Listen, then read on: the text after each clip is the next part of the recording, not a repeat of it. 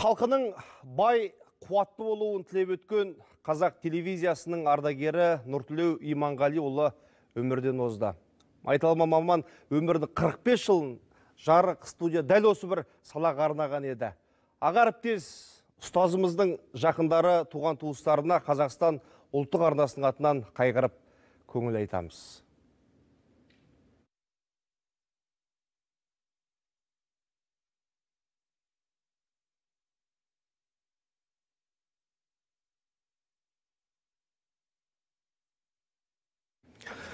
Ал енді ашық алаңның бүгінгі тақырыбына келейік. Елді елең еткізген электронды төлқұжат бұл не? Вакцина салдырмағандардың жүріп тұруын шектейді деген қауесет қаншалықты рас? Жалпы бірінші ақпаннан басталып кеткен вакцинация еліміздегі эпидахуалға қатысты ең соңғы мәліметтерді мамандардан сұрайтын боламыз. Баршаңызға қайырлы кеш дейміз. Құрметті көрермен, тікелей эфирдеміз. Қандай да бір сұрақтарыңыз болса, төменде көрсетілген телефон нөміріне хабарласыңыздар, не болмаса WhatsApp әлеуметтік желісіне жазыңыздар дейміз. Құрметті спикерлер, қош келдіңіздер. Енді ресми түрде Ресейден әкелінген Спутник V вакцинасы бізде тіркелді, е? Куәлікті алдыңыздар ма? Жалпы денсаулық сақтау министрлігі кешегі күні мына Қарағандыда өндірілетін Қарағанды фармацевтикалық кешеніне вакцинаны өндіруге толық рұқсатын берді. Ресейден алып келінетін гамма Спутник V вакцинасы енді күні Қарағандыда субстанция арқылы өндіріледі. Барлық рұқсат қағаздарын, барлық сертификатты куәліктерін алып, енді ақпан айының аяғына дейін 90 000 доза пайдалануға беріледі. Жақсы, енді біз министрлік 13 ақпан күні бұл вакцинаның құрамы, сапасы, тиімділігі жөнінде қорытындысын шығарды. Енді бұған дейін біз енді Ресейден алып келдік. Осы 14 ақпаннан бастап бұдан кейін өзіміздің Қарағандыдағы фармацевтикалық зауытта өндіріледі деді. Бірақ енді кейбір мәліметтерді оқып қалдық. Зауыт әлде дайын емес, 2 аптаға кешіктірілді деген сияқты. Бұл бойынша мен жауап берсем, зауыт дайын емес деген әңгіме емес. Бұл жерде 2 аптаға тағы да шегеріледі дегенде оқыдық. Бұл жерде 90 000 доза вакцина бүгінгі күні толық дайын. Ол тексерілуге, бұл вакцина бізде 2 рет тексерілуден өтеді. Тексерілуге 90 000 доза вакцина Ресейге Гамалея ғылыми зерттеу орталығына жіберілді. Осы бір 10 күннің көлемінде қайтадан о жақтан тексерістен өтіп, толық тағы да барлық рұқсаттарын алған вакцина пайдалануға беріледі. Вакцина бүгінгі күні дайын. Зауыт толық өзінің міндеттемелерін бүгінгі күні дұрыс атқарып келе жатыр. Яғни Зәлия ханым, сіз алғашқы дозаларды Ресейге жібердіңіздер, е? О жақ тексеріп жатыр ғой. Негізі вакцина 2 рет тексеріледі. Бірінші рет өз заводтың зертханасында тексеріледі. Екінші рет сол Гамалеяда. Қазір қай этапта еп тұрмыз қазір? Қазір финальный этапта Гамалеяда шығып тұр. Жақсы, Ресейден келеді.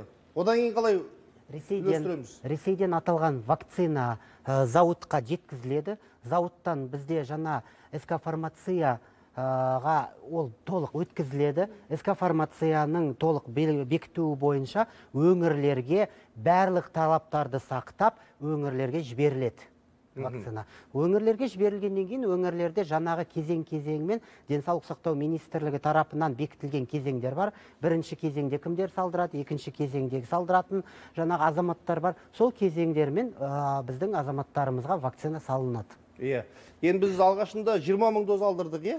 Әлі вакцина мүлдем жетпеген өңірлер бар ма бізде? 20 000 дозаны біз Қазақстанның түкпір-түкпірінде барлық өңірлеріне жіберілді, барлық өңірлерге жеткізілді. Ал енді осы Қарағандыдағы фармацевтикалық зауыт күніне қанша доза шығаруға қауқары жетеді? Күніне 150 000 күніне доза, иә. Жылына негізі қуаттылығы, заводтың қуаттылығы 4 миллион бума дәрілік заттарды шығаруға болады. Жалпы жоспарда солай ғой, жылдың соңына дейін 5-6 миллион адамды. Жалпы мынау қазіргі күні зауыттың толық бізге берген ақпараттары бойынша осы ақпан айының аяғына дейін 90 000 дозаны бізге жеткізеді. Одан кейін үстіміздегі жылдың 1 шілдесіне дейін 2 миллион доза беріледі, және де жылдың аяғына дейін 4 миллион буманы бізге беріледі. Бұл жерде 4 миллион бума, бір бума дегеніміз, ол ішінде 5 доза бар. Енді Клара Бөлебай қыз, сізді көріп қуанып отырмын. Білесіз ғой, есіңізде ғой, вирус ең алғаш тіркелгеннен бастап осы эфирдеміз. Алғашында сенбейміз деп шықты. Одан кейін дәрі жетіспей, орын жетіспей, тағы шу болды. 1-2 ай болыпты сіздің келмегелі эфирге. Енді вакцина жөнінде не айтасыз? Әсіресе спутник V Ресейден әкелінген. Енді вакцина бұл негізгі инфекциялық аурулардың специфический профилактикасы ғой.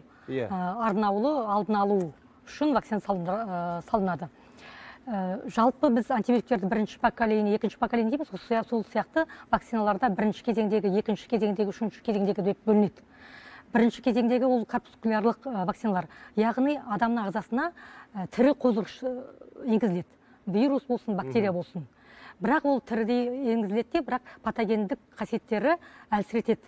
Ал екінші тағы бір түрі ол өлтірілген, яғни инактивация жасалған вакцина. Мұнда қоздырғыш 0,4% формалин ерітіндісімен инактивация жасалынады.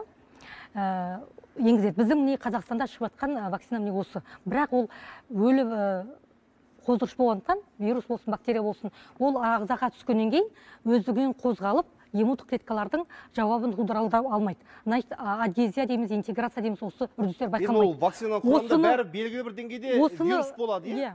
Бүкіл елдің иммунитеті бірдей емес қой. Нені презентацияны көрсетіңіздерші, кәне? Мен айтайын. 5 антиген. Презентацияны көрсетсеңіздер. Мына бет көпке дейін онда. Мен де қарап тұрайын. Бар ма? Біз экраннан беріп қойыңыздар, жалғастыра беріңіз әңгімеңізді. Міне, екінші слайд, ең бірінші, екінші слайд беріңіздерші, екінші слайд. Міне қарап отырсаңыздар, бұл коронавирустың 5 антигені міне. Ең бірінші коронкасында орналасқан S антиген міне. S антиген, рецепторный белок дейміз, ол коронкасында шпавидный антиген дейді. Одан кейін гемоглютин эстераза деген антиген бар. Одан кейін Е деген оболочный антиген бар, малый мембраны дейді. Одан кейін матриксын дейді, мембраны дейді. Белок дейміз антиген бұл. Содан кейін вирусы РНК-сымен бірге болатын нуклеокапсидный антиген болады. Осы 5 антиген. Бұл мутацияға ұшырайтын вирус қой енді РНК. Мутацияға өздеріңізде естіп жатсыздар, мутацияға ұшырап жатыр. Міне енді біз көбінесе таныстар бәрі сұрап жатыр, қайсы тиімді деп. Ресейдің біздің енді бірінші жаңағы инактивация жасалынған вакцина ғой, ол біздің Қазақстанда солай жасалады. Қазақстандағы вакцинаның тиімділігі осы вирус толықтай енгізіледі. Бірақ инактивация жасалынған 0,4% формалин ерітіндісімен. Бірақ бұл ағзаға кіргенде бұл өлі вирус қой. Сондықтан бұл иммундық клеткалардың жауабын тудыра алмайды. Бізде адгезия дейміз, интеграция дейміз, ондай үрдістер байқалмайды. Соны болу үшін бұл вакцинаға адювант, ана S деген белок тұр ғой, соған адювант жатқызылады. Адювант дегеніміз не? Бұл алюминийдің тұздары, фосфаты, гидроксиді. Алюминийдің гидроксиді, ол бұрыннан кетқан бұл бірінші кезеңдегі вакциналар. Клара Бөлебай қызы, қарапайымдылығы түсінікті тілмен айтайықшы. Бұл енді вакцина ішінде бәрі белгілі бір деңгейде вирустың бөлігі бар, иә? Енді бүкіл адамның иммунитеті бірдей емес. Ол кейбір адамдар денсаулығына қауіп тудыруы мүмкін дегенді де біз жоққа шығара алмаймыз ғой. Енді қараңыз, бұл Қазақстанда вакцина неге тиімді деп айтамыз, өйткені бұл 5 антигеннің 5-еуіне де антидене қаптасу керек, пайда болу керек организмде, жаңағы адюванттардың көмегімен. Бірақ бұл вакцинаның енді теріс жағы бар. Бұл теріс жағы жаңағы адювант дейміз ғой. Адювант ол қосымша зат, қосымша зат ағзаға енгізген бөгде зат. Сондықтан оған аллергиялық реакциялар жиі байқалады. Көрдіңіз бе, жиі байқалады. Сондықтан осының алдында вакцина алған нақтырақ айтқанда қандай реакциялар? Мысалы, реакциялардың өзі поствакциналдық реакциялар дейміз. Поствакциналдық асқынулар дейміз, екі түр нәрсе. Реакциялар енді асқынулар өте сирек кездеседі. Енді 100 мың адамға шаққанда 4-5 жағдай болуы ықтимал. Ал енді реакциялар ол жиі кездеседі, енді оған қарағанда, бірақ оның өзі екі түрі болады. Жергілікті және жалпы. Жергілікті ол жаңағы укол салған жерде, инъекция салған жерде қызару болуы мүмкін, инфильтрация болуы мүмкін. Ол 1-2 күнде өздігінен қайтып кетеді. Бұл жергілікті реакция деп аталады. Енді жалпы реакция бұл дененің қызуымен бірге жүреді. Оның өзі 3 дәрежеге бөледі. Жеңіл, 37-ге дейін көтерілсе, 38-ге дейін көтерілсе, орташа дәрежелікте, 38-ден жоғары 38-5-ге дейін көтерілсе, температура бұл ауыр жағдайдағы реакция болып табылады. Аллергиялық реакциялар. Кез келген вакцинаның өзінің әсері бар. Кез келген вакцинаны салғаннан кейін 3 күнге дейін жаңа әріптесім айтып кеткендей дене қызуы көтерілуі мүмкін, адамның көңіл күйінің жоғалуы мүмкін, жаңағы вакцинаны салған орынның қызарып, не болмаса қышып, не болмаса кішкене ауырсынуы мүмкін. Ол бойынша біздің дәрігерлер вакцинациялаған әр азаматты қатаң бақылауға алады. Біз өткен бағдарламалардың барлықтарын айтып отырмыз. 3 күнге дейін толық бақылауда, аурухана жаңағы поликлиникалардан, емханалардан азаматтарға хабарласып қал жағдайын біледі. Сонымен қатар егер жаңағы қызуы қатты көтеріліп, шыдатпай бар жатқан жағдайда біз барлық азаматтарға айтып келеміз. Сіздер өзіңіздің дәрігеріңізге не болмаса 103 номеріне хабарлассаңыздар, біз жедел түрде көмек көрсетеміз. Бірақ енді кішкене ғана дене қызуы көтерілді деп адам қорқып, өзін-өзін үрейлендіру ол теріс. Өйткені дене қызуын көтерілсе, жаңағы бізде парацетамол бар, не болмаса жаңағы қызуды түсіретін бір дәрілер бар, соның жарты таблеткасын бөліп ішіп. Кейбір түсінбей қалуы мүмкін. Вакцинаны бір рет болды деп, 21 күннен кейін тағы да екінші препараты бар. Ал енді бір рет қабылдады, кері әсер етті. Ол кезде екінші препаратты қолдана ма, жоқ па? Егер бірінші ретте реакция болса, екіншісін қолданбау керек, өйткені бұл ол жоқ, жаңағындай егер жай ғана дене қызуы көтерілген реакция, ол реакциялар саналмайды. Егер бір басқа да бір реакциялар болса, асқыну, не болмаса басқа. Қандай асқыну? Асқынулардың өзі қатарынан 7-8 күнге дейін дене қызуы түспесе. Асқыну, мен айтайыншы, ең бірінші асқыну ол жарты сағат неге дәрігердің қадағалауында болу керек. Өйткені бұл анафилактикалық шок болуы мүмкін. Осы анафилактикалық шок болса, бұл аллергический реакция немедленного типа деген жатады. Ол жарты сағатта пайда болады. Кез келген дәріден пайда болады. Кез келген дәріден де пайда болады, вакцинадан да пайда болады. Сондықтан дәрігер жарты сағат қадағалауы керек. Ал басқа асқынулар 3 күн ішінде пайда болуы ықтимал. Бұл жаңағы энцефалопатия дейміз, судорожный синдром дейміз, содан кейін ауыр дәрежедегі аллергиялық жағдайлар болуы мүмкін, реакциялары. Мұнда уже ол реакция емес, ол асқыну деп есептеледі. Мысалы, отек квинки дейміз, крапивница дейміз, Стивенсон Джонсон синдромы дейміз. Олардың бәрі 3 күн ішінде. Аса қауіпті ештеңе жоқ бұл құрамында. Бірақ ол бәрінде болады деген сөз, ықтимал. Оны ешкімде бұл жаңғыз коронавирустық инфекция емес, барлық вакциналар ондай беруі мүмкін. Егер ол бұрын вакцинаны жақсылап өткерсеңіз сізде ешқандай дәрігер аллергия болмаса, онда болмауда ықтимал. Яғни адамның өзіне байланысты. Вакцинаны салмастан бұрын өзіңіздің терапевт дәрігерлеріңіз сізді қатаң тексереді. Сонымен қатар вакцинаны салардан бұрын вакцинаның жаңағы инструкциясын қолыңызға береді. Сіз оқисыз. Ішінде әркім өзінің денсаулығын біледі ғой. Ішінде бір аллергентикалық, оған жақпайтын бір құрамдар болса, ол дәрігерге айту керек. Қан диабеті жоғары болуы мүмкін деген сияқты. Дәрігер толық тексерістен өткізгеннен кейін ғана вакцина салуға адамның келісімімен ғана рұқсат беріледі.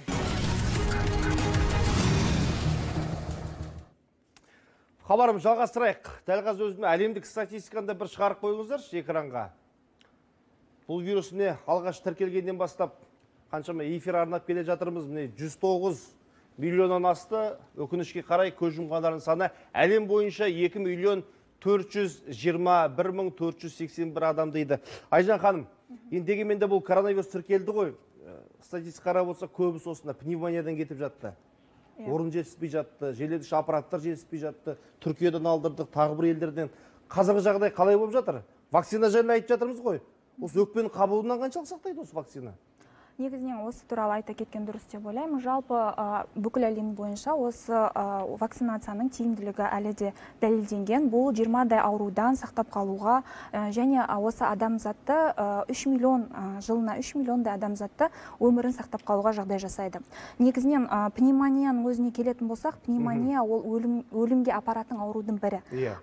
Және де қазіргі таңда коронавирус инфекция әлі тоқтаған жоқ, әлі күнге дейін келіп жатыр. Көбінесе науқастар бұрын сонда ауырмаған, немесе ауыр түрде ауырған науқастардың әлі де постковидный синдроммен де келіп жатқандығы бар. Онымен қатар айта кететін, пневмониямен көбінесе бізде өзіміздің жеке жыл сайын 2 рет пневмониядан, 2-ден және жоғары пневмониямен ауыратын науқастарымызға біз бұрын коронавирусқа дейін, мысалы пневмококты пневмонияға қарсы вакцинация салатынбыз. Ол дәрі 96,1%-ға дейін эффективтілігін көрсетті. Бұл дегеніміз вакцинацияның әлі күнге дейінгі тиімділігін дәлелдейді. Яғни біз осылайша науқастардың өмірін өлімге апармай әлі де сақтап қаламыз. Егер де вирус кіретін болса, вирусты білесіздер, коронавирус инфекцияның әлі күнге дейін емі жоқ. Оның ағзадан сақтап қалатын осы вакцинация ғана болды. Сіздер әлі алмадыңыздар ма вакцинаны? Мен өзіміздің қазақстандықты күтіп отырмын. Жақсы. Енді біз 1 ақпаннан бастап медицина қызметкерлеріне егуді бастадық. Одан өз рет-ретімен кетеді. Дәл қазірге дейін Айжан Есмағамбетованың мәліметі бойынша 13.301 медицина қызметкері вакцина салдырды дейді. Бұл 10 ақпарандағы ақпарат. Одан да кейін де өзгерген шығар әлде. 218 медицина қызметкері медициналық көрсетімге байланысты салынбайтын болды дейді. Бас тартқандар да бар. Былай қарасақ енді бас тартып жатқандар да бар арасында. Оларға ешқандай қарсы санкция қабылданбайтын шығар. Осын айта кетсем, 1 ақпаннан бастап баршаларыңызға белгілі, бізде жаппай вакцинациялау басталды. Вакцинациялау тағы да қайталап айтамын. Бізде заң бойынша, денсаулық сақтау кодексі бойынша 77-ші бабының 18-ші тармағына сәйкес тек қана өзінің рұқсатымен, өзінің келісімімен салынады. Ол дәрігер болсын, ол басқа да қызметкер болса да тек қана өзінің келісімімен салынады. Бүгінгі күнге дейін 2021 жылдың 1 ақпаны мен 16 ақпанындағы ақпаратқа сәйкес елімізде 18.300 жетті, қызметкерлері вакцинаны қабылданды. Жалпы елімізде 778 егу пункттері даярланды. Бүгінгі күні 169 егу пункттері бізде жұмысын толық жасап жатыр. Сонымен қатар осы вакцинаны салдыру бойынша бізде 9000-нан астам медицина қызметкерлері оқытылған. Жағдайлар қалай, қалыпты ма?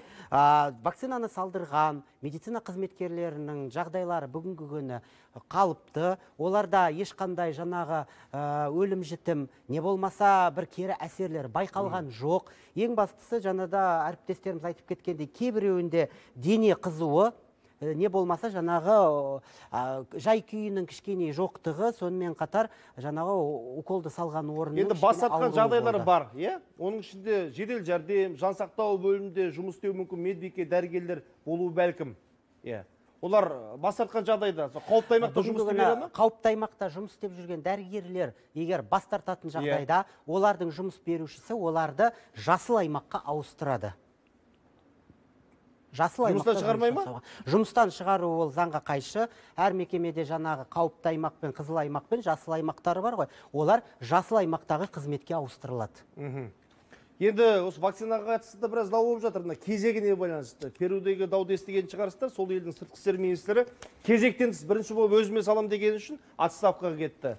Одан кейін экс-президенттері кезектен тыс өзіме салам деп денсаулық сақтау министр жұмыстан шығып жатыр. Енді біз о баста айттық. Бірінші кезекте медбике дәрігерлерге салынады. Одан кейін мұғалім, полицейлер тағысын тағы деп. Ал енді біздің елде кезектен тыс біреу салдырғысы келді, оған соншалықты бір жауапкершілік қарастырылған ба, жоқ па? Біздің елде кезектен тыс осы 1 ақпаннан бастап салдырған. Ниет білдіріп жатқандар бар, мысал үшін, мен де салдырғым келеді деп. Бізде денсаулық сақтау министрлігі тарапынан осы вакцинаны салдыру бойынша бізде кезең-кезеңдерге бөлдік. Ең бірінші кезеңде бізде жаңағы қызыл аймақта қызмет атқарып жатқан біздің медицина жұмысшыларымыз алады. Екінші кезең бізде осы наурыз айында басталады. Жаңағы қалған медицина қызметкерлермен қатар бізде оқытушылар вакцинаны қабылдайды. Содан кейін 3-ші кезең, 4-ші кезең бар. Бізде елімізде вакцинаны қайталап айтамыз, тегін жасалынады. Вакцинаны сатып алып жасату деген жоқ. Әр кезеңдерді бітіргеннен кейін ең бірінші мемлекет бізде жаңағы қызыл аймақта жұмыс істеп жатқан азаматтарымызды қамтамасыз ету керек. Өйткені ол кісілер адамзатты құтқаратын кісілер. Сонымен қатар 3-ші кезеңде бізде күш құрылымдары бар, басқа да студенттер бар. Сол барлығы өзінің рет-ретімен вакцинацияландырылады. Вакцинация бізде елімізде жетеді, мемлекет толық тегін қамтамасыз етеді. Мінекей Қарағанды фармацевтикалық кешені 1-ші шілдеге дейін 2 миллион доза вакцинаны бізге беруге толық мүмкіншілігі бар. Енді Алла қаласа осы үстіміздегі жылдың 2-ші тоқсанында өзіміздің отандық қасқавит вакцинасы 3-ші фазадан толық өзін дәлелдеген жағдайда ол вакцинамыздың өзі де қосылады. Біздің отандық вакцинамыз өзінің бүгінгі күнге дейін өзінің жаңағы сапасын дәлелдеп келе жатыр. Сол себепті вакцина жетеді. Ержан мырза, өзіңіз қайсысын салдырасыз?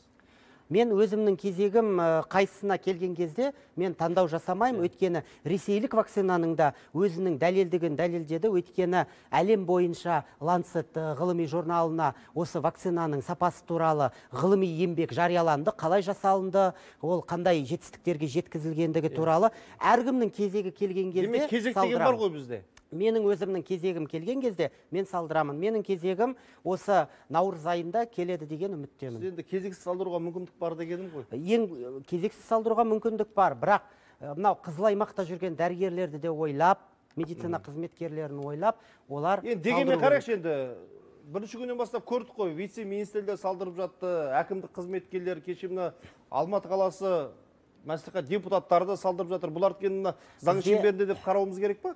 Бірнеше рет ақпарат кетті. Мақсат мырза, бізде бір үлкен бір кері бір ойлар бар. Мысалы, халық өткенде вакцинаны осы салдыратын алдында біз халықты ақпараттандырып жүрген кезімізде осы мемлекеттік қызметкерлерден бастаңдар, біз қорқамыз. Шенеуніктерден бастау керек, депутаттардан бастау керек деді. Біз қорқамыз деп біраз үнін кейін бір фейк ақпараттар таратып, мына вакцинаны салғанда өліп қалады екенбіз, или бізге чип салып жібереді екен деп айтқандықтан, мынау біздің денсаулық сақтау вице-министрлері, сонымен қатар басқа да мемлекеттік қызметкерлер өздері бастау алып, өздері сұранып, халық сеніп, халықтың алдында соны салдырды. Бұл жерде бір заңға қайшы да мәселе жоқ. Өйткені бұл халықтың сұранысы. Бұл жағына келгенде дұрыс болды бір жағы. Мен де бірнеше комментарийларды оқыдым. Енді елде қарсы болмайтын шығар. Бірінші кезекте бүкіл шенеунік әкім депутаттарға салдырып тастаса, одан кейін сенім пайда болады. Егер халықтың алдында мәселен менің кезегім жеткен кезде де мен халыққа көрсетіп, осы тікелей эфирде вакцинаны салдырамын. Әркімнің кезегімен, бірақ өткенде вице-министрлеріміз, біздің денсаулық сақтау, олар өздері сұранып, сол кезде ашық алаңға шақырамыз, осы жерде бір салдырсаңыз. Жарайды. Сол кезде сізбен қосылып мен де салдырамын. Болды. Зәлия ханым, бұл өзі мына вакцинаның сақтау мерзімі қанша? 6 айға дейін ғой, Иә. Бірақ енді мына нәрсені ескеру керек қой, тасымалдау бар, жеткізуі бар, температура сақталуы керек. Қандай жағдайда бұл жарамсыз болып табылуы мүмкін? Нені ескеруіміз керек? Негізі бір айырмашылығы бар вакцинаның, ол температуралық сақтау. Сол СК фармацияға бергенімізде, СК фармация өзі мойындайды уже. Бүкіл жібергенде сол тек қана температуралық кезін сақтау. Басқа ешқандай жоқ. Мен қоса кетсем, бұл жерде вакцинаның технологиясы жалпы ерекшелігі бар. Әр кезде бұл вакцина жаңағы салқындатылған температурада сақталуы керек. Мәселен, жаңағы Қарағанды фармацевтикалық кешенінен жіберілген вакцинаны біздің СК фармация жаңағы кешеніміз өзі вакцинаны қабылдап, температураны сақтап, барлық талаптарды сақтап, өңірлерге жібереді. Өңірлерде бүгінгі күні бізде барлық жаңағы вакцинаны салдыратын емханаларымыз дайын. Ол жаңағы суықтықты сақтайтын, суықтықты жіберіп тұратын жаңағы өзіміздің тоңазытқыштарымыз және де басқа аппараттарымыз дайын. Сол себепті бүгінгі күні бұл денсаулық сақтау министрлігі барлық жұмыстарды сападай сай дайындады. Вакцина бірінші жаңағы несі дозалары келді ғой Ресейден. Біз шұғыл түрде өңірлерге жіберіп, салынып бітілді. Енді қазір күтіп отырған 90 мың вакцинамыз келген уақытта СК фармация өзінің міндетімен өңірлерге сайғып жіберіледі. Ең бастысы вакцина ол салқындықты сақтап тұру керек. 90 вакцина дедіңіз ғой. Теңдей бөлді ме бұл облыстарға, өңірлерге? Өңірлердің, әр өңірдің тұрғындарына байланысты жаңағы кезең-кезеңдер тексеріліп, сол бойынша теңдей бөлінді. Жақсы. Клара ханым, мына коронавирустың өзі мутацияға ұшырап отыратын білесіз. Тағы да жаңа бір түрі тіркеліпті. ақш-та, Ұлыбритания деп жатыр. Енді жарайды, вакцинаны енгізіп жатырмыз. Бұл жаңа штамптар біздегі, мысалы үшін, отандық вакцина болсын, Спутник V болсын, жаңа штамптармен күресу қаншалықты қауқарлы? Шамасы келе ме деген күмәнді сұрақтар бар. Енді бұл РНК-лы вирус қой. РНК-лы вирус, сондықтан бұл мутацияға жиі ұшырайды. Және осы коронавирус өзі бұрыннан бері бізде халықтың арасында бар. Бұл коронавирус біздің арамызда қалады екен деп. Жоқ, коронавирус біздің арамызда 1965 жылдан бастап бар. Бұл коронавирустың екі штамм болады. Дикий штамм, табиғи және мутантный штамм. Бұл дикий штаммы бұл адамзатқа қолайлы вирустардың бірі. Аса қауіпті аурулар тудырмайды. Енді бұл коронавирустың бірінші мутациясы 2002 жылы пайда болған. SARS-CoV деген білесіздер ғой, атипичный пневмония шақырған. Қытайдың Гуандун қаласында, провинциясында пайда болып, одан кейін Вьетнам, Таиланд елдерінде болды. Эпидемияны шақырды. Одан кейін араға 10 жыл салып өтіп, екінші мутацияға ұшырады бұл вирус. Екінші вирус MERS деп аталды. Бұл оңтүстік елдерінде, оңтүстік Кореяда, таяу шығыс елдерінде сұрағым келгені, мысалы үшін өзі былтырдан бері тіркелгеннен бері 2-3 рет мутацияға ұшырады. Енді 5 жыл, енді 10 жылдан қалай болады білмейміз. Сосын әрқайсысына сонда жеке-жеке вакцина керек па, жоқ па? Міне мендегі сұрақ осы. Қазіргі мутацияға ұшырап отырған вирустар, штамдар, жаңадан. Бұл негізгі қандай вакцина болсын, отандық вакцина болсын, Россияның вакцинасы болсын, негізден жаңағы көрсеттім ғой, естеген антиген коромкасында. Соған бағытталып жасалған. Сондықтан 90% жағдайда қауқар болу керек. Қауқар болу керек. Яғни мутацияға ұшыраған күннің өзінде вирустың өзі өзгермейді дейсіз ғой? Осы 5 антигеннің ең негізгі антигені бұл иммундық клетканың жауабын тудыратын антиген, бұл S антиген. Осы антигенге бағытталып жасалған барлық вакциналар. Бізде The Lancet журналында Гамалей институтының ғалымдары осы 3-ші клиникалық фазаның аралық нәтижелерін жіберді, жариялады. Сонда 91,6% тиімділікті көрсетті. Яғни бәрінде болу керек. Наурызда жағдайды білесіз ғой. Солармен салыстырғанда осы ковидтің белгілерінде қандай да бір өзгеріс байқала ма? Ковидтің белгілерінде негізі аса үлкен өзгерістер жоқ. Бірақ айтайын дегеніміз, бірінші сәттерде, яғни осы коронавирус инфекциямен кезіккенменен қазіргі сәтті қарайтын болсақ, онда екеуінің айырмашылығы бар. Яғни бірінші сәтте ол біз жаппай былайынша айтқанда ауыра бастадық. Сол сәтте оның бірінші ретте және вируспен бірінші рет контактта болған сәтте бұл қалай әсер ете бастайды. Яғни ағзаға вирус кіргенде оны жан-жақтан макрофагтар, лейкоциттер, біздің іштегі әскеріміз алып оны былайша айтқанда зерттей бастайды. Кейін оны зерттеп өзінің жадысына сақтап қойғаннан кейін, екінші рет келгенде бұл вирусты біледі де, бірден антиденені дайындап өлтіре салады. Сондықтан да сол антидененің де әсері болу керек. Қазіргі таңда бірінші жағдайға қарағанда, екінші жағдайдағы симптомдары жағдай қауіпті ма, орын жеткілікті ма? Орын жеткілікті, дәрілер де жеткілікті. Қазір, мысалы, бірінші кезден де қарайтын болса, протоколда, емде қандай да бір... Жансақтау бөлімінде қанша адам жатыр осы? Пневмония бойынша. Оны тура айта алмаймын қазіргі таңға дейін. Мысалы... Былтырғы жағдаймен салыстыруға келмейді дейсіз ғой бәрібір? Келмейді әрине. Өйткені біз онымен бірінші рет контакт жасап отырмыз ғой. Ол кезде кез келген пандемияда... Ода болса жақсы. Енді қазір біз вирустың таралуына байланысты өңірлердің өзін үшке бөлетін болдық қой. Қызыл аймақ, сары аймақ, жасыл аймақ деп. Ең болмаса бір кішкене бір жақсы жаңалықпен бөліскім келіп отыр. Бір-ақ аймақ қана қапты. Қызылда, Павлодар дейді. Қалған Нұрсұлтан, Солтүстік Қазақстан, Ақмола, Қостанай, Батыс Қазақстан, сары аймақ, өзге өңірлер, жасыл аймақ. Қызыл сарыдан тезде құтылсақ екен. Қанша адамның жағдайы ауыр қазір сонда бізде? Бүгінгі күні елімізде КВИ плюс және КВИ минусқа шалдыққан азаматтардың ішінде 249 адамның жағдайы ауыр, 45 пациенттің жағдайы өте ауыр және 40 пациент желдеткіш аппаратында жатыр. Еліміз бойынша. Клара Бөлебайқызы, жаңа енді қарсы көрсеткіштер болу мүмкін деп жатырмыз ғой. Созылмалы ауыр. Жарайды, ол әр эфир сайын айтылып келе жатыр. Дегенмен алдын ала өзіміздің қауіпсіздігіміз үшін біз қандай тексеруден өтуіміз керек? Вакцина алмастан бұрын. Кез келген вакцинаның абсолюттік және салыстырмалы қарсы көрсеткіштері болады. Денсаулық сақтау министрлігінің 21 октябрьдегі бұйрығына сәйкес коронавирустық вакцинаға абсолюттік қарсы көрсеткіштер бұл коронавируспен ауырған адамдар клиникалық формамен және бессимптомный формасымен. Біріншіден, екіншіден коронавирустық инфекция бойынша қатынаста болған адамдар. Өйткені бұл адамдар инкубациялық кезеңде болуы ықтимал. Енді адам бессимптомный формасын білмейді ғой. Біз өзіміз білеміз ғой, жазда мысалы қаншама адам 50-60% адамдардың бессимптомный формасымен ауырды. Ол дегенімізде ешқандай клиникалық көрініс жоқ, клиникалық белгілер жоқ, бірақ организмде вирус бар. Сондықтан міндетті түрде вакциналардың алдында ПЦР сынамасын тексеру керек. ИФА қажет емес, ИФА тек қана антиденені көрсетеді. иммуноглобулин ба Ж ма, ал ол қажет емес. Міндетті түрде ПЦР тексерілу керек, өйткені Жақсы. адамда вирус болуы ықтимал. Сондықтан, және бүгінге ПЦР алды ма, 2 күн аралығында, ПЦР тапсырғаннан 2 күн аралығында вакцина алу қажетті. Ол уақытта уақытша алмай қойуға да болады деген сияқты. Енді WhatsApp әлеуметтік желісінде толас сұрақтар келіп түсіп жатыр. Бір-екеуіне тоқталсақ. Сәлеметсіздер ме дейді. Мен Қызылорда қаласынан инфекционный стационарда жұмыс жасаймын. Бірінші тур дейді. Вакцина алдым. Бірінші кезегін алдым деп тұр ғой. Екінші турға 1 наурызда барамын. Сұрағым, екінші турда маған қандай вакцина салады? Ресейдің спутнигі ме әлде китайский ма дейді? Әрине, ресейдікі екінші тур. Бұл сұраққа мен жауап берсем, өйткені біздің құзырымызға кіретін сұрақ.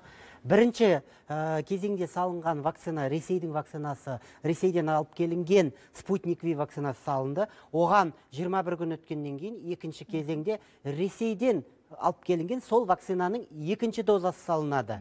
Ол оған. Мәселен, бізде жаңағы қарағандылық вакцина салынған азаматтарға тек қана екінші кезеңінде қарағандылық вакцина салынады. Сонымен қатарына үлкен бір қателік, біздің елімізде бүгінгі күні тек қана ресейлік спутник V вакцинасы ғана салдырылады. Және де мінеки бірнеше күннен кейін Қарағандыда өндірілетін спутник V гамковид вакцинасы салдырылады. Сонымен қатар Қазақстанда өндіріліп жатқан вакцина болашақта 3-ші фазада дәлелденген жағдайда салдырылады. Бұл Қарағанды қандай мамандар жұмыс істеп жатыр? Олардың қолында бір сертификат бар ма? Қаншалықты бір білікті мамандар? Негізі КФК халықаралық GMP стандартына сәйкес сертификатталған. Ол деген барлық жабдықтау, технологиялық процестері стандарт бойынша жасалынады. Соған қосып 200 астам мамандар тобы жұмыс істейді. Олар арнайы оқытылу керек. Сол сертификатты алу үшін. Арнайы оқытылған, яғни, сертификаттар бар. Білмейміз ғой, Қарағанда қандай мамандар жұмыс істеп жатыр деп сұрағаным ғой. Бүгін ел бойынша таратамыз ол вакцинаны. Ресей Федерациясынан осы вакцинаны өндіруге рұқсат берілердің алдында, олар осы сенім білдірердің алдында біздің денсаулық сақтау министрлігі, біздің көптеген фармацевтикалық орталықтардың бәрін тексеріп, осы кешеннің вакцинаны өндіруге дайындығы бойынша сенім білдірді. Бүгінгі күні бұл кешенде ғалымдар жұмыс істейді, шетелден оқып келген біраз азаматтар жұмыс істейді. Сол себепті көбісінің шетелдік сертификаттары бар, және олардың сертификаттарын жаңағы ресейлік мамандар мойындаған. Жалпы енді осы жерде сіздердің сұрағым келіп отыр. Рұқсат берсеңіздер, алдағы уақытта, Залия ханым, біздің Ашық алаң журналистері барып сол заводтың ішін түсіруге мүмкіндік берсеңіздер, халыққа көрсетсек, жарияласақ. Жариялаймыз. Ержан мырза, сізде септігіңізді берсеңіз дейміз. Енді жалғыз завод қой бізде вакцина шығарады. Өткен аптада ғана біз осы өтініш жасап, осы кешенге министрлік тарапынан өтініш жасап, сол кешенге біз 20-ға жуық журналистерді алып барып, көрсеттік қалай жұмыс жүргізіп жатқан. Бірақ егер осы Ашық алаң бағдарламасы тарапынан қызығушылық туып жатса, біз өтініш хатпен осы кешенге шығамыз. Бірге бұл кісілер бізге жаңағы рұқсат береді деген сенімдеміз. Бірге барып, барлық жұмыстарды көріп мен бір әріптесім жіберуге дайынмын. Жақсы. Енді тола сұрақтар келіп түсіп жатыр. Бүйрегі дейді, бауыр ауыратын өті жоқтарға қабылдауға бола ма? Болмаған жағдайда ол адамдар не істеу керек? Сауал қойыңызшы дейді. Әбілдаев дейді, Ғалымбек, жасым 48-де дейді. Жолдады не сауалыңызда? Бұл адамдарға егер салыстырмалы қарсы көрсеткіштер ғой. Егер осы созылмалы аурулардың ремиссия сатысы болса, онда салуға болады. Ремиссия сатысын созу керек. Мен жаңа тағы бір сұрақты оқып қалдым. 40 жастағылар қандай вакцина салады деп. Бұл жерде жас ерекшелік 18-ден 65-ке дейінгілердің аралығында бірақ вакцина ғой. Бірақ вакцина. Бірақ вакцина 65-ке дейінгі аралықта, бірақ болашақта қазір осы жоспарда бар, 65-тен кейінгі де біздің азаматтарға салуға жоспарда бар. Клара Бөлеуова қыз, қарап отырмында көп жазып жатыр. Мен мүгедек едім, мен анандай ауруым бар еді. Қысқаша айтқанда, қандай ауруларға салуға болмайды? Тізіп өтіңізші, негізгілерді. Енді абсолюттік қарсы көрсеткіштер, жаңағы коронавирустық инфекциямен ауырған адамдар, клиникалық формасымен бессимптомды формасы, одан кейін қарым-қатынаста болған адамдар, бұл абсолюттік, одан кейін жүкті әйелдер, одан кейін 1 жасқа дейінгі баласы омырауда бар аналар, одан кейін барлық созылмалы аурулардың өршу сатысында болмайды. Басқаларында болады. Және жедел аурумен ауырғандарға салуға болмайды. Ол жазылғаннан кейін 1 айдан кейін салу керек. Ал созылмалы аурулардың ремиссия фазасы дейді ғой, ремиссия фазасын тосу керек. Енді елді алаңдатқан тағы бір сұрақ, бұл электронды төлқұжат. Өйткені Европадағы біраз мемлекеттер осы паспортты жасауға кірісіп кетті. Атап айтатын болсақ, Швеция бар, Дания, енді мына Венгрия қосылыпты бұл елдерге. Мен қазір осы Евро кеңес төрағасының Шарль Мишельдің мына бір сөзін оқып бергім келіп отыр. Біз вакцинациялауды сертификаттау мәселесін талқыладық. Құжат әзірге медициналық мақсатта пайдалануға болады деп ойлаймыз. Кейін оны тағы қандай жағдайда қолдануға болады қарастырамыз дейді. Бұдан бөлек енді вакцина салдырмаған адамдар алдағы уақытта көрші бір мемлекеттерге ұшалмауы мүмкін, қоғамдық орындарға кірмеуі мүмкін деген сияқты талаптар енгізілуі мүмкін дейді. Осы электронды төлқұжат аясында бұл жүйе бізге де келуі мүмкін бе? Бұлай түсіндірсе болады. Жаңағы паспорт вакцинация дейді ғой. Бұл құжат біздің барлықтарымызда бар. Өздеріңіз білесіздер, бүгінгі күнге дейін бәрімізде карточка вакцинация деген қағаз күйінде біздің құжатымыз бар. Қазіргі күні денсаулық сақтау министрлігі тарапынан осы электрондық жүйеге көшу үшін әркімнің осы электронный паспорт вакцинация деп біз электрондық жүйеге көшіп отырық.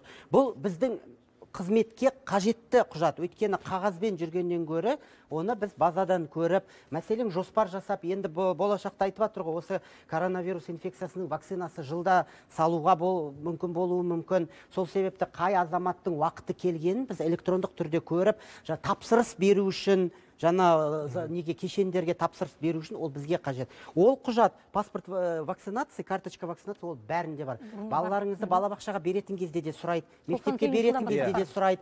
Өзіңіздің, мысалы, поликлиникаға басқа мемлекетке ұшатын болсаң, ол жақ талап етуі мүмкін.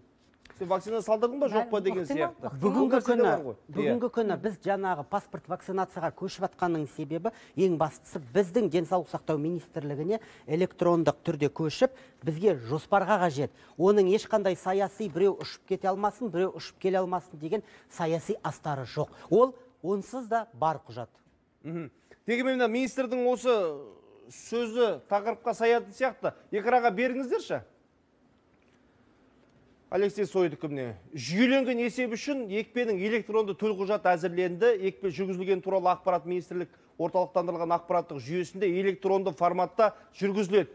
Жүйе жаһандық ақпараттық жүйемен жұмыс жасауға қабілетті және барлық екпе алғандарға сұраған жерлері бойынша және еркін жүріп тұру үшін ақпарат ұсынуға мүмкіндік береді дейді. Яғни сұрауы ықтимал ғой. Емін-еркін жүруге мүмкіндік береді дейді. Бұның астарында енді вакцина алмасаң емін-еркін жүріп тұра алмайсың деген сөз. Біздер өзіміздің елімізде конституцияға сәйкес біз ешкімнің жаңағы бостандығын біз шектей алмаймыз. Бірақ енді шетелдік әр мемлекеттің өзінің талабы болуы мүмкін. Мәселен, әр мемлекет жаңағы біздің мемлекетке шетелдік келетін болса, оның міндетті түрде вакцина айтып отырған сияқты ғой. Жоқ, бұл кісі жалпыландырып айтып отыр. Біріншіден, сол себепті ол бүгінгі күнгі жаңа өзі айтып тұр ғой, біздің есепке қажет. Одан кейін басқа мемлекеттерге талап еткен жағдайда соған да қажет болуы мүмкін. Бірақ әлі де бұл ана мемлекет, мына мемлекет талап етеді деген бұл күндері әлі ондай әңгіме жоқ. Жалпы, Клара Білеуова, сіздің азаматтық пікіріңіз қандай? Вакцина алмаған адам жүріп тұрысын шектеу дұрыс па, жоқ па? Адамдарды екіге бөлу. Енді бұл екіге бөлу емес қой, бірақ вакцина алмаған адамдар ол потенциалдық инфекция көз болып табады ғой. Сондықтан вакцина алған дұрыс деп ойлаймын. Өйткені бұл жалғыз барлық противирусный препараттарды әріптесім де айтып отыр ғой. Барлығын біз сынамадан өткіздік, бәрін тағайындадық әлем бойынша. Ешқандай бірде-бір противирусный препарат тиімділік көрсетпеді. Қазір противирусный препарат біз қолданбаймыз. Енді жалғыз тек қана қорғану жолы осы вакцинация болып отыр ғой енді. Сондықтан құрметті азаматтар түсіністікпен қараңыздар. Бірақ адамдарда түсінігі бұл жаңа вирус, жаңа ауру, жаңа вакцина. Әрине алаңдаушылығы орын деп ойлаймын. Біз енді мына ашық деген мобильді қосымша пилоттық жоба ретінде басталды. Астанада осы мына оқу жаттығу залдарының бірінде QR код арқылы қазір кіргізіліп жатыр. Осы жерде бір сюжет көріп алайықшы. Ашық мобильді қосымшасын қазір негізінен фитнес және спа орталықтар қолданып жатыр. Қосымша азаматтардың коронавируспен ауырғаны немесе науқастармен байланыста болғаны туралы ақпаратқа сәйкес жасыл, көк, сары немесе қызыл түсті статус береді. Жасыл, көк шықса, ол кісілердің деннің саулығын көрсетеді, ал егер қызыл, сары түсті шықса, біз ол кісілерді кіргізбейміз. Ол кісілерді уже міндетті түрде ауруханаларға біз хабардар береміз. Кез келген мекемеде келушілер кіргенде және шыққанда сканерлейтін 2 QR код болады. Ондай кодты кәсіпкерлер Info Қазақстан KZ платформасынан ала алады. Көпшілік арасында алдағы уақытта бұл жүйеге адамдардың вакцина салдырғаны немесе салдырмағаны туралы мәлімет енгізіледі деген қауесет бар. Осыны түсіндіріп беріңіздерші, мен өзім әлі қолдан көрмеппін. Қызыл, жасыл, сары түс кімдерден шығады сонда ол? Жалпы Қалай бұл анықтайды? ашық жаңағы қосымшасы бұл пилоттық режимде бүгінгі күні бізде бірнеше қалада басталды. Бұл жаңағы бизнестің сұранысы бойынша біз жұмыс жасайық, біз барлық талаптарды сақтаймыз. Біз жаңағы егер ауру адам болса, біз ол адамды кіргізбеуге тырысамыз, ол адамға жеткізуге тырысамыз дегендіктен осы бірігіп осы пилоттық жоба бойынша бүгінгі күні жаңа фитнес, боулинг, бильярд, караоке клубтарында осындай пилоттық жобада жүргізіліп жатыр. Бұл жерде жаңағы жасыл, көк түс жанған уақытта азамат өзі кіріп жаңағы Бұл әзірге пилоттық жоба ретінде белгілі пилоттық жобада. нысандарға ғана қондырылды әзірге. Белгілі нысандарға ғана қондырылған бұл қосымша, бұл әлі толық бекітілген жоқ. Бұл өзін пилоттық жобада дәлелдеген тапса ғана бекітіледі, және де бұл бойынша, бұл бизнестің сұрауы бойынша жасалынып жатқан бизнесті жаңа өлтірмеудің бірден бір жолы болып есептеледі. Бізде қанша бар енді шамамен қазір? 1-2 нысанда ғана ма? Жалпы осы бізде Алматы, Қарағанды және осы Нұрсұлтан қалада орналастырылған. Әр қалада 1-2-3 нысандарда бар. Өте аз қалды. 1-2 сөйлеммен. Тез айтам. Вакцинацияны түсінбеген бір себебі, мысалы, әрбір адам, орта жастағы адамдар бронхиальды астма, мысалы, бронхоэктаз деген аурулар болады. Олар өте ауыр түрде өтеді. Сіз оны қоздырғышпен, былайша айтқанда, заразить етсеңіз, онда ол науқастар ауыр жағдайға өтуі мүмкін. Дәрігерден сұрау керек қой, мен осындай ауруым бар, маған қазір вакцина алған дұрыс па, жоқ па деген сияқты кеңес керек. Иә, сол енді бірінші түрде біз сол науқастарды ойлауымыз керек. Өйткені кез келген коронавирус инфекцияны сіз оны жеңіл күйде өткізуіңіз мүмкін, ал ол кісілер оны жеңіл түрде өткізу мүмкін емес. Ол ауыр түрде. Бронхоэктаз деген ол өкпенің альвеоласына қақырық үнемі тұрады. Анау дейміз, мынау дейміз, кейде бар ғой. Қарадай бір жерің ауырса, бүкіл дүниенің құны 5 тиын болып қалады ғой. Денсаулықтан асқан байлық жоқ. Осыны ұмытпайықшы. Ауырмайық. Аман жүздескенше.